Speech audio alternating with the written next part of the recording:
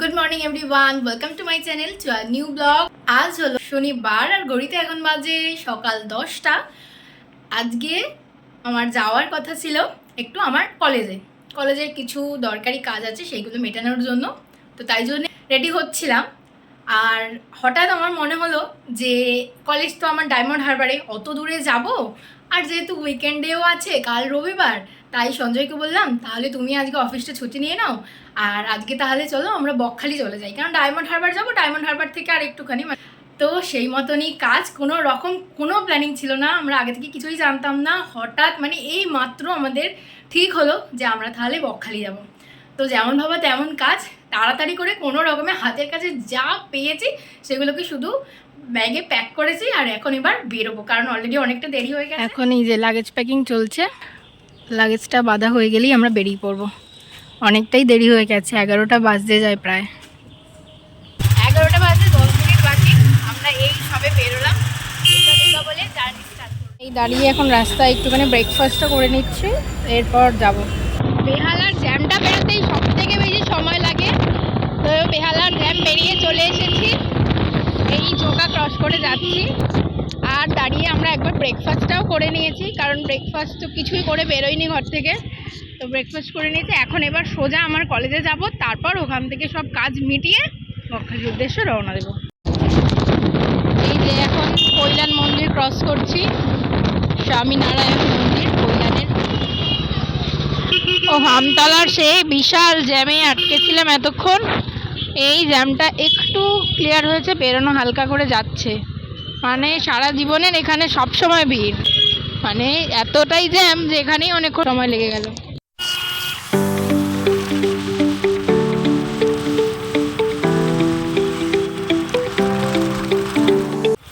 অনেকদিন পরে আবার সেই পুরনো রাস্তায় আসলাম, কলেজের রাস্তায়।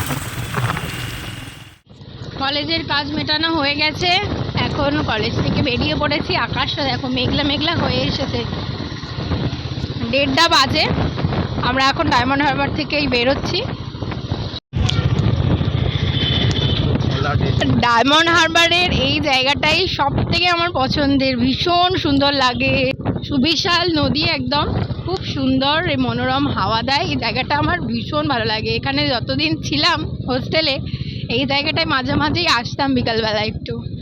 এই আই লাভ ডায়মন্ড হারবার, ভীষণ সুন্দর লাগে এই জায়গাটা। কত লোক এখানে বসে আড্ডা দেয়, বিকালবেলা তো প্রচুর লোক আড্ডা দেয়, দেখো এখনো বসে আছে কত লোকজন। আমরা ঘর থেকে বেরিয়েছিলাম 11টা নাগাদ, আর ডায়মন্ড হারবারে এসে পৌঁছেছি প্রায় 1:45। কলেজের কাজ মিটিয়ে ওখান থেকে বেরোতে বেরোতে 1:30 মতন বাজলো। এখন এবার যাচ্ছি বকখালি।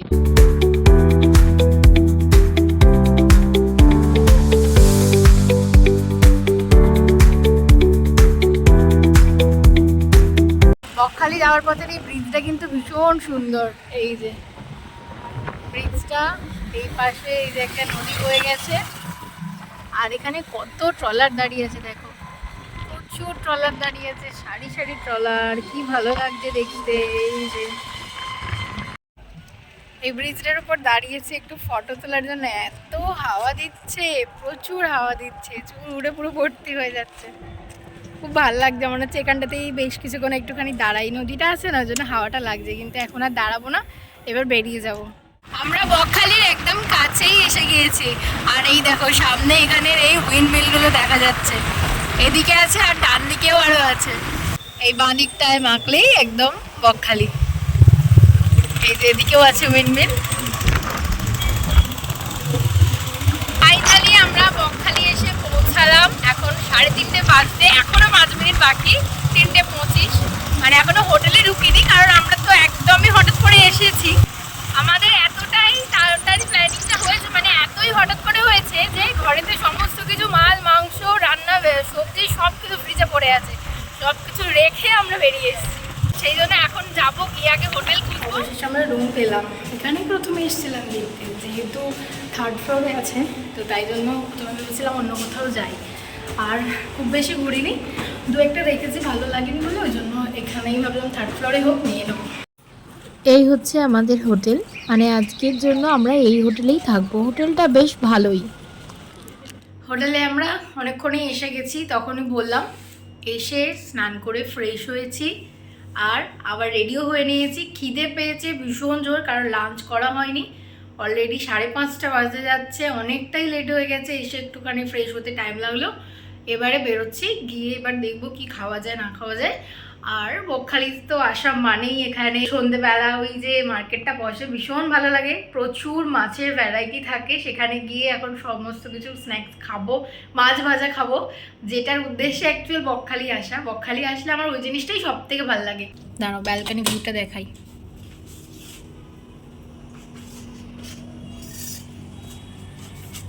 এই হচ্ছে ব্যালকনি থেকে ভিউ। এইদিকে আরও অনেক হোটেল আছে, প্রচুর হোটেল আছে বকখালিতে। আর এই হচ্ছে মেন রোডটা, এটা দিয়েই এখন সি বিচের ধারে যাব। এতক্ষণ পর এবার বেরোচ্ছি, রেডি হয়েছে। আমার জায়গা দিয়ে দিয়েছি। দেখো আমরা আছি 3rd ফ্লোরে, এখন এই নিচটায় নামবো। আর ওই যে এইখানে আমাদের বাইক রাখা আছে, চলো। এখানে এখানে ভোগ দিচ্ছে, ভোগ দিচ্ছে পায়েস। ওকে ওই জন্য বললাম একটু নিয়ে আসো। এই যে জগন্নাথের প্রসাদ দিচ্ছে এখানে, পায়েস। ভালো মিষ্টি দেয়নি, মিষ্টি দেয়নি কম বহু। আজকে বকখালিতে বেশ ভালোই ভিড় হয়েছে দেখলাম। এই হচ্ছে বকখালির বিচ মার্কেট, দুটো সাইডে এরকম প্রচুর সারি সারি দোকান আছে, তবে দীঘার থেকে অনেক কম। এই যে জায়গাটা যেরকম, কারোর সাথে কারোর কম্পেয়ার না করাটাই উচিত। চলে এসেছি আমরা সি বিচে। এই দেখো এখানে আই লাভ বকখালি আছে। এর আগের বার যখন এসেছিলাম তখন এই লাভটা উল্টে পড়ে গেছিল। আর ওই দূর দূরান্ত অব্দি সমুদ্র তো ক্যামেরায় নিতে পারছি না, অনেক দূরে সমুদ্র, অনেক দূর। এই বকখালির এটাই একটা হচ্ছে ডিসঅ্যাডভান্টেজ, যে সমুদ্র অনেক দূরে। ওই যে মানুষগুলো গেছে দেখা যাচ্ছে না, ওইখানে আছে সমুদ্র। ওই যে এই এখানে প্রচুর রকমের ভ্যারাইটি মাছ আছে, কাঁকড়া আছে, স্কুইড আছে।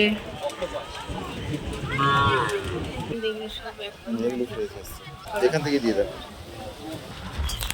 কত লোটে।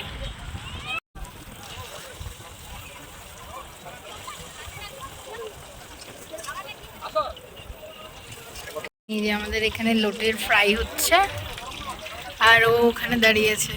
ওইখানে ওকে বলেছি আর কিছু অর্ডার দিতে।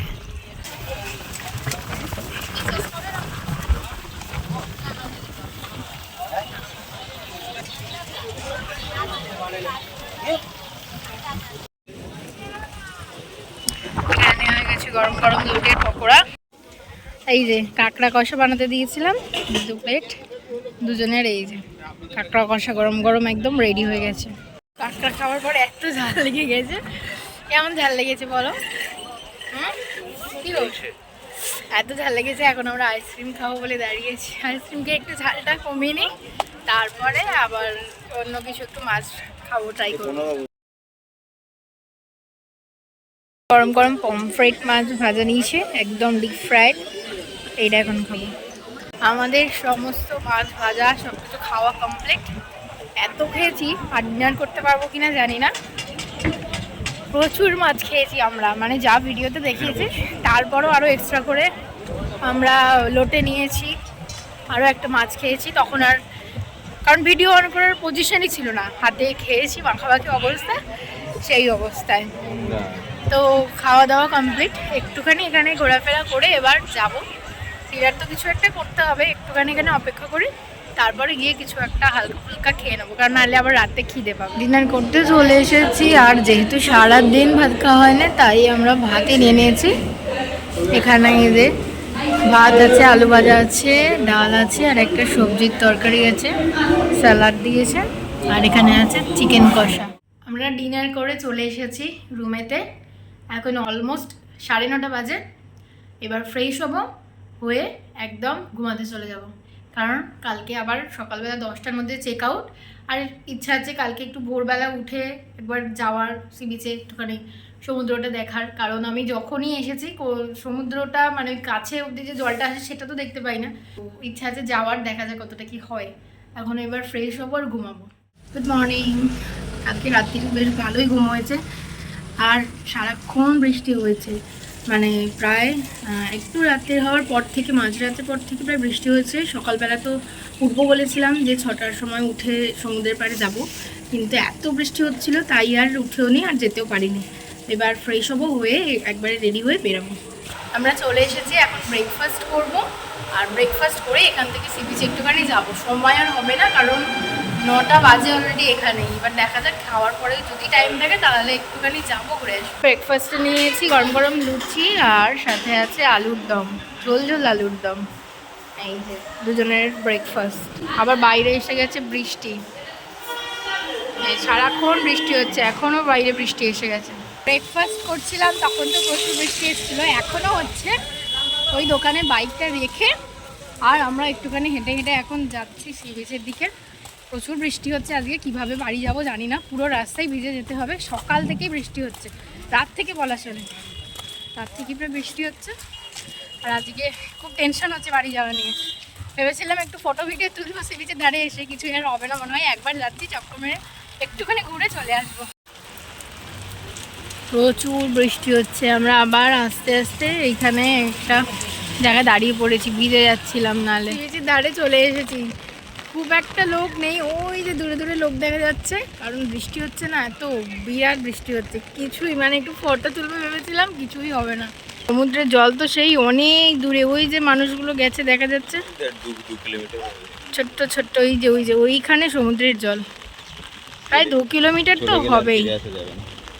এখন আর যাচ্ছি না অত দূরে, এখান থেকেই একটু ঘুরে চলে যাচ্ছি।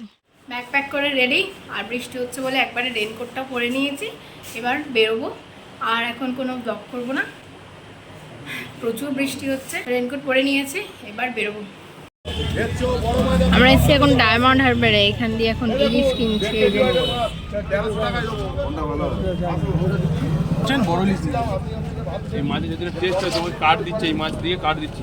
তখন তো দেখলেই আমরা ডায়মন্ড হারবারে নেমেছিলাম ইলিশ কেনার জন্য। এই যে এই হচ্ছে 2টো ইলিশ, ভেবেইছিলাম ওখান থেকে আসার পথে নিয়ে আসবো। ইলিশগুলো কিন্তু বেশ ভালোই বড় বড় আছে। এখন এই ইলিশের এবার বিভিন্ন ধরনের রেসিপি বানাবো আর খাবো। তো এই ছিল আজকের ব্লগটা, কেমন লেগেছে অবশ্যই কমেন্ট বক্সে লিখে জানিও। ভালো লাগলে please do like, share and subscribe my channel. আর তোমাদের মতামতটা অবশ্যই কমেন্ট বক্সে লিখে জানিও। চলো আজকের মতন টাটা।